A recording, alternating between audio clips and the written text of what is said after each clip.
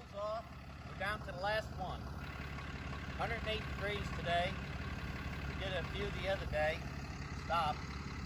And it's taken about an hour to get them all 19 poles off.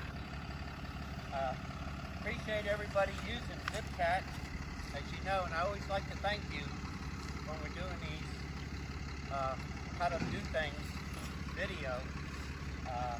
We don't always do everything exactly right, or we're not orthodox about it.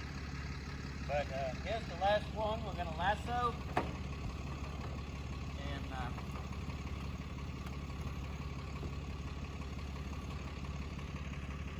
the last one's always the tough one. So we got the lasso around it. Still got the rope to the tree. We had to use the rock bar on a few occasions. This is a rock bar to lift the logs off the other one as they were coming out, because sometimes they were hitting the butts of each other.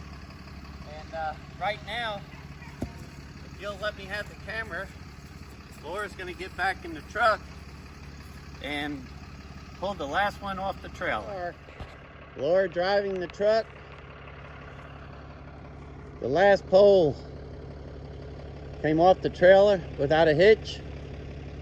No pun intended. So, very successful operation. Laura, can you back up? Now, Laura's learned how to drive over the rope. After she pulls it, she knows how to straddle the rope, so I don't have to pull it back behind the wheels. She's doing an excellent job. She's using those mirrors to guide herself back. I tell you what, awesome helper. You did a great job, super job. All right, everybody, if you need to unload a trailer, now you got a new technique that you might be able to use. And even if you had to get something lifted straight up, you can find a good healthy limb like I'm pointing at right now and use the same technique. Y'all be careful out there, and let's help keep materials out of landfills, especially those pallets, roofers and wholesalers. Please think about the trees we're saving.